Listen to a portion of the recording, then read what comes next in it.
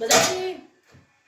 كل سنة وانتم طيبين يا جماعة، ويعود علينا وعليكم الأيام بخير. النهارده الوقفة الساعة دلوقتي 1 بالليل، فأنا هعمل إن شاء الله رز بلبن.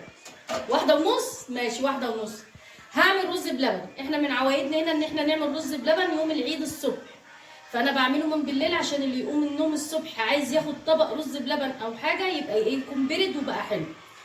فأنا هنا هعمل ايه؟ 2 كيلو لبن. في اللبن يا رب، مش قلت لك هاتي لي لبن من التلاجة؟ ماشي، هحط الرز وهاتي لي اللبن. فهعمل، انا بعمل ال 2 كيلو لبن هحط عليهم نص كيلو رز عشان يبقى اللبن كتير.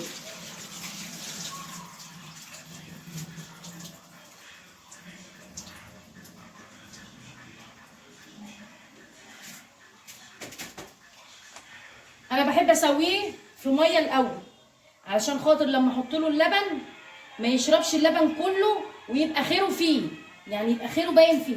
فده نص كيلو رز غسلته ونقعته شويه عبال ما الميه غليت. اللي هي ليله العيد. كل سنه وانتم طيبين يا جماعه، ويعود علينا وعليكم الايام بخير يا رب. فانا هسوي الرز في الميه الاول علشان خاطر ما يشربش اللبن ويبقى خيره حلو كده ومظبوط. هسوي الرز وارجع لكم تاني. فتحتي؟ فرحانه فيكي؟ فرحانه فيكي. روضه راحت تودي الجلابيه بتاع اللي هتصلي فيها العيد للخياطه، والخياطه ضحكت عليها وقالت لها ايه، تعالي لي كمان، مش عارفه قالت لك ايه الصبح.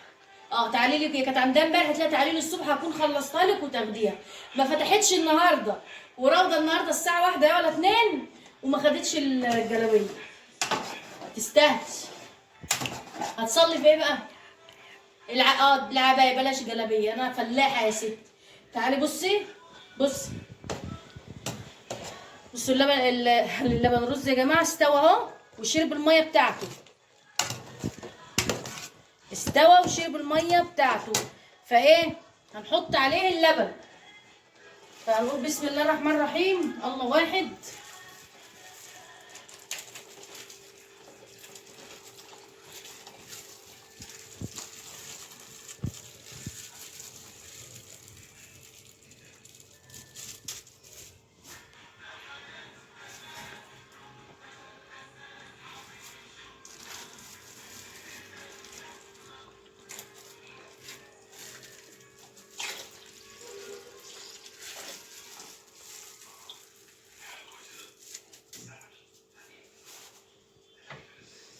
الكيس ده يا جماعه نص كيلو، نص كيلو لبن.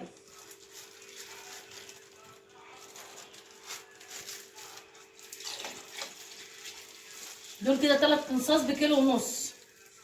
في نص تاني هقول لكم دلوقتي انا هعمل بيه ايه.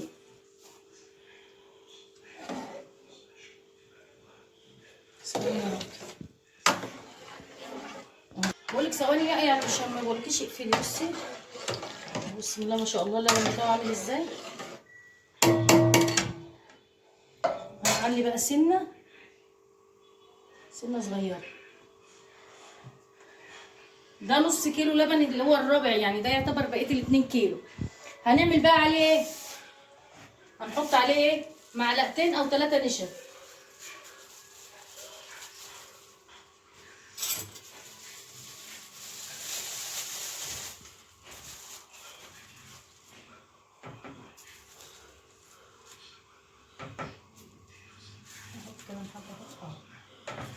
يلا عشان الغلابه كده. ايه لقيتيه؟ طيب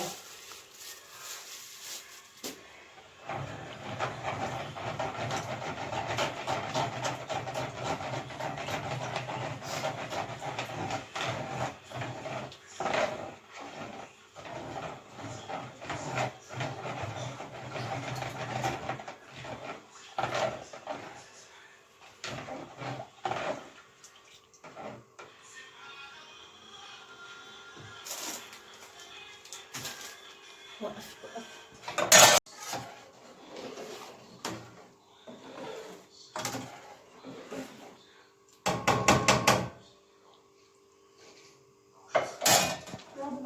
نعم.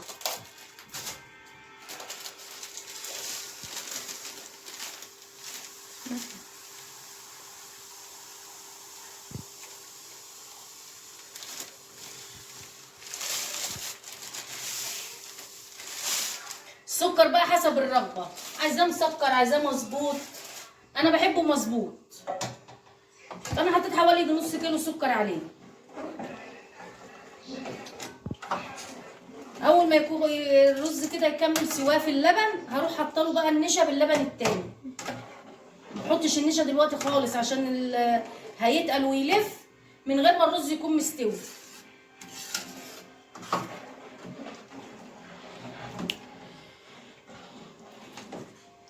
وقفي ثواني يا رب. قربي ما تبعديش كده، قربي. انت هتصوري ايه؟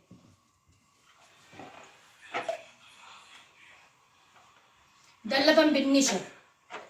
قلب بس النشا تاني عشان بيعمل في تحت كده بينزل وبيتجمد. حبايه الرز استوت وحطينا السكر. بقيه اللبن بندوب فيه النشا.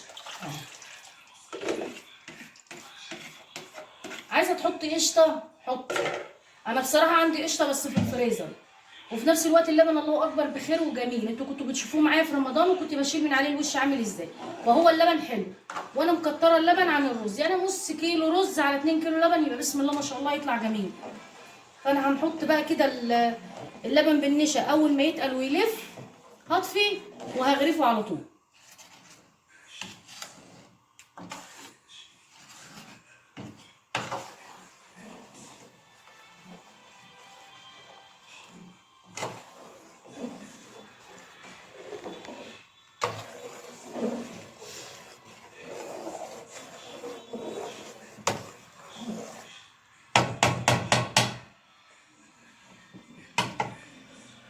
مجهزه كيس فانيليا احطه عشان يبقى ريحته حلوه برضه. وقفي ثانيه ثانيه كيس. حط عليها الحله. بصي اول ما يبقبق كده تقفلي عليه على طول. هو كده تقل اهو، بسم الله ما شاء الله، ولف اهو. اللهم صل على النبي، الله اكبر، بسم الله ما شاء الله. بصوا كمان لو ارفع ده، لو استنيتي على الولعه وقعدتي تقلبي كده النشا هتحل وهيبقى زي الميه. كيس فانيليا ريحه بس. لو النشا ضمت على بعضها او اللبن ده ضم على بعضه يبقى لسه، انما طالما عملت الفرق ده خلاص. هغرفه بقى يا جماعه. تعالي بقى يا كده يا تسير عشان اعرف اغرف.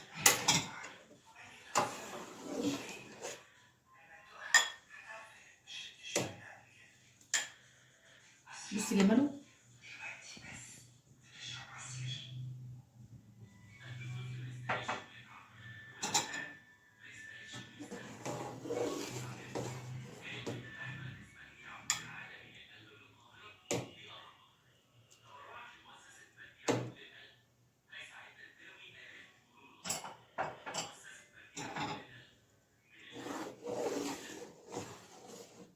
بصوا بقى يا جماعه، الحله دي بتاعتي.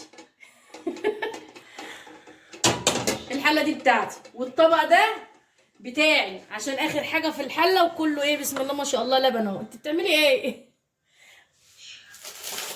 بصي بسم الله ما شاء الله اللبن، الرز بلبن عامل ازاي؟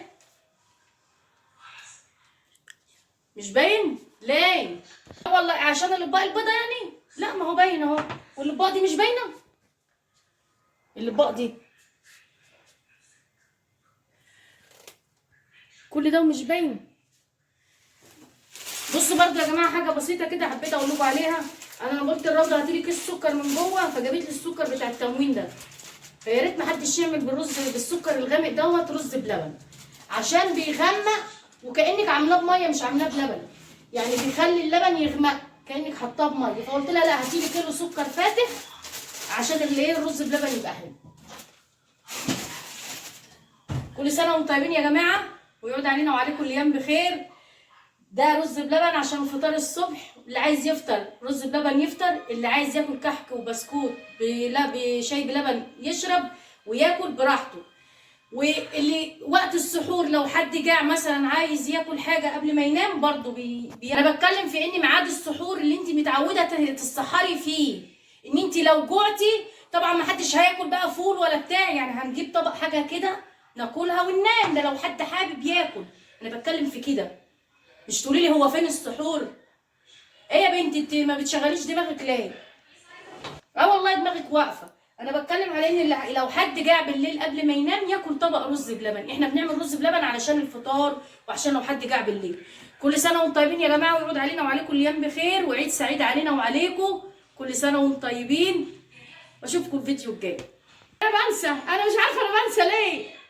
حطوا لنا اللايك يا جماعه والاشتراك في القناه وتفعيل زر الجرس عشان يوصل لكم مني كل جديد. كل سنه وانتم طيبين، ويعود علينا وعليكم الايام بخير، وعيد سعيد علينا وعليكم. كل سنه وانتم طيبين.